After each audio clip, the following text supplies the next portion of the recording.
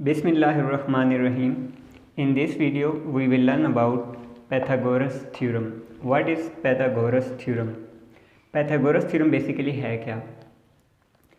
एक Greek philosopher और mathematician थे जिनका नाम था पैथागोरस।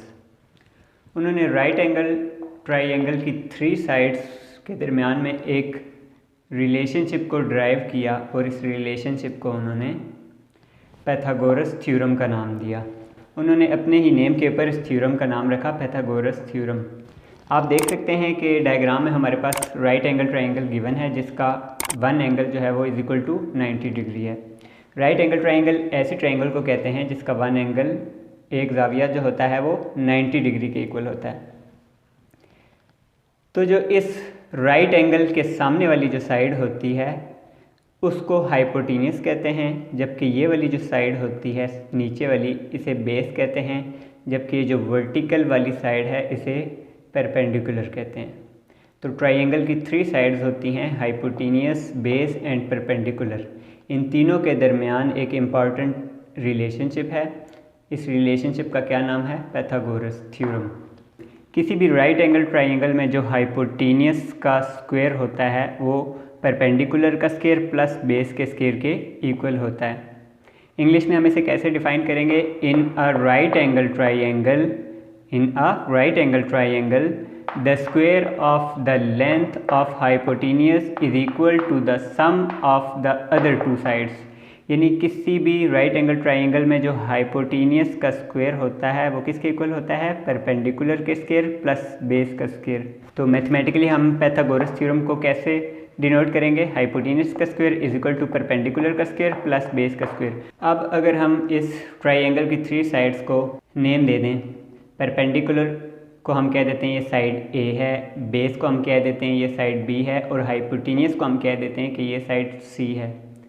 तो बाय पैथागोरस थ्योरम क्या होगा? जो हाइपोटेन्यूस का जो स्क्वायर होता है वो किसके इक्वल होता है? बेस का स्क्वायर प्लस परपेंडिकुलर का स्क्वायर। यहाँ पर हमने हाइपोटेन्यूस को डिनोट किया सी से, तो हाइपोटेन्यूस का स्क्वायर मीन्स सी का square is equal to base का स्क्वायर मीन्स बेस को हमने बी से डिनोट किया तो बेस का स्क्वायर मीन्स बी का स्क्वायर प्लस परपेंडिकुलर का स्क्वायर मीन्स ए का स्क्वायर। सी का square is equal to B का स्क्वायर प्लस ए का स्क्वायर, या हम इसे यूँ भी कह सकते हैं कि सी का स्क्वायर इज इक्वल टू ए का स्क्वायर प्लस बी का square. This is the mathematical form of Pythagoras theorem. I hope कि आपको समझ आ गई होगी कि पैथागोरस थ्योरम क्या होता है। डियर स्टूडेंट्स, एग्जाम्स में हमारा पैथागोरस थ्योरम से रिलेटेड क्वेश्चन कुछ इस तरह से आता है कि verify that the triangle having the following measures of sides are right angle. इन इस तरह से हमारे पास 3 साइड्स गिवन होंगी ट्राइंगल की ए, बी एंड सी। हमने ये चेक करना होगा कि क्या ये तीनों साइड्स राइट एंगल ट्राइंगल की हैं या नहीं। तो हम इस क्वेश्चन को सॉल्व कर लेते हैं। आंसर से हमें पता चल जाएगा कि ये 3 साइड्स वाकई राइट एंगल ट्राइंगल की हैं या नहीं। सबसे पहला स्टेप जो होगा वो हमारे पास क्या होगा? एज वी नो दैट, जैसा कि हम जानते हैं पैथागोरस थ्योरम क्या है? हाइपोटेन्यूस का जो स्क्वायर होता है वो किसके इक्वल होता है? परपेंडिकुलर का स्क्वायर प्लस बेस का स्क्वायर। यानी सी का स्क्वायर इज इक्वल टू ए का स्क्वायर प्लस बी का स्क्वायर। ये हमारे पास पैथागोरस थ्योरम का रिलेशनशिप है। अब हम इस फार्मूला में वैल्यूज़ को पुट कर लेंगे। सी स्क्वायर मीन्स सी की वैल्यू क्या है हमारे पास? 13 का स्क्वायर।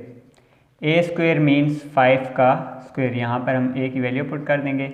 बी का स्क्वायर मीन्स 12 का स्क्वायर। अब 13 का हम स्क्वायर लेंगे, 13 इंटू 13 क्या होता है? 169।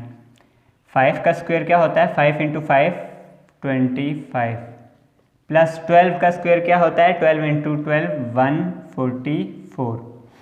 तो लेफ्ट हैंड साइड पर हमारे पास 169, राइट हैंड साइड पर जब हम 25 को ऐड करेंगे 144 में तो हमारे पास आंसर क्या आएगा? 169। Left hand side is equal to right hand side, hence the given sides are measures of right angle triangle.